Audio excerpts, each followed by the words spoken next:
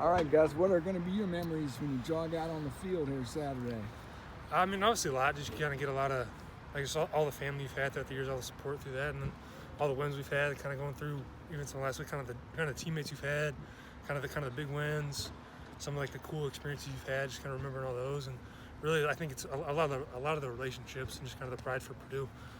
Is it a different feeling than last year, where you knew you had another year of eligibility? Yeah, like going through last year, I was like, okay, like what am I gonna do? Like, how's it this? But this year, it's like, okay, you don't have a choice. Like, this is where you're done. Like, this is where you're going. So kind of having that reality, like this is the last home game you'll ever have in Ross-Ade, and kind of when you go out for the game, come out for the game, or finish the game, come in, kind of be reflecting on that. Kind of probably before the game, after the game, during the game, go out and play, but just kind of have that harsh reality. Like, this is the last time you're going out there as a player. So yeah, it's a little different than last year. What's your best memory of Ross-Ade? It's tough between like winning the bucket game.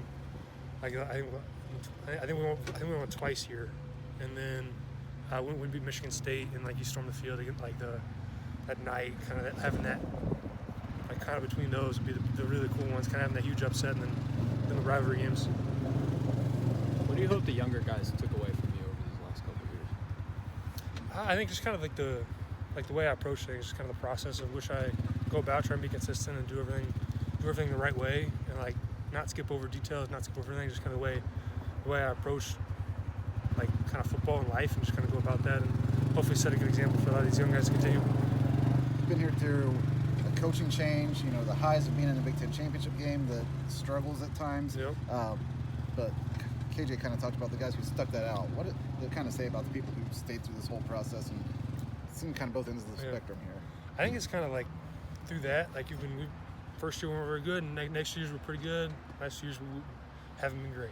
But kind of going through that, I think you kind of have, like, it kind of builds you into like a person, right? Like you kind of go through the ebbs and flows, and then I think you kind of like the school aspect of it, like the pride for Purdue. Like, been here 5 years, like I'll have 3 pieces of paper when I get out of here. Like, kind of having that like pride, like this is where I went. Kind of having that like going through the ebbs and flows, going through the coaching change, like sticking with the same school. Like, it doesn't, like, coaches will come and go, but the school is always going to be like Purdue's going to be Purdue. Like, that's not going to change. And kind of going through that, I think is a really cool aspect that not a lot of people in today's college athletics really get to say. So kind of having that, I think it's been an awesome experience. How do you want to be remembered, Gus? I think just kind of the way I work, just kind of the way I go about my business, and try and come out and work and be able to put my best foot forward, and hopefully leave a mark on some of these younger guys, and kind of like just have the ability to go out and be consistent, be the same guy, go out and do the best I can be. Centers don't get a lot of stats, but one stat you have, I know the injury kind of sucked, but you played a lot of games here. So yep. Is that something you took pride in? Is like you came in, you started kind of that first year, and you've just been a constant for this team. Yeah, I think that's a really cool. I haven't even looked it up. I was thinking today, like, I've got to be kind of close to the like top career starts, right?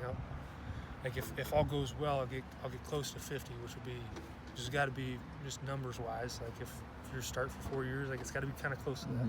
So kind of having that, I think, is really cool. Just being consistent and be able to come in and be able to do that from a young age and be able to consistently play, I think has been an awesome.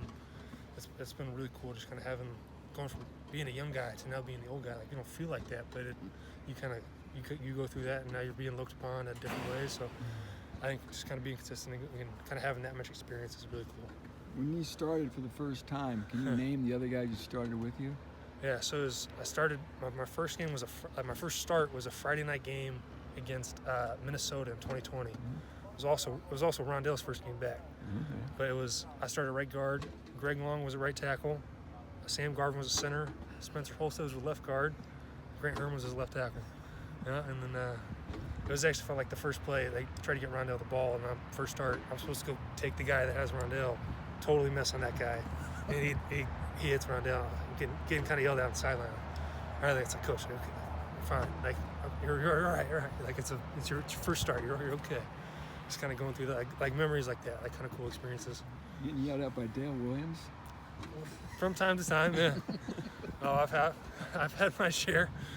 That was the Penn Durham offensive pass. Yes, it was. Yep. Yeah, it was first start, and they're like, well, like I think like they like refunded bats or something because like everyone was saying it's such a bad call. I don't know. I can't. I'm not gonna. I think you're won't off the say. hook now. You can bash officiating from 5 years ago. Yeah, Hey, that's statute of limitations. Is your heir apparent on the roster? Who's going to be center next year? I think they've got a lot of good options, but I'm sure they'll, with the nature of this year, I'm sure they'll try and bring in some guys to compete. I think you got Ethan and Jimmy are both kind of in that young realm, and Joey too. Like Joey's played a little bit center in high school just from back then, so you could have a lot of guys come in and do it. But I'm sure with the nature of this world, I think there's 7 alignment with their senior day, so I think you got a lot of guys losing a lot of production. So I'm sure they'll bring some guys in. Anything else?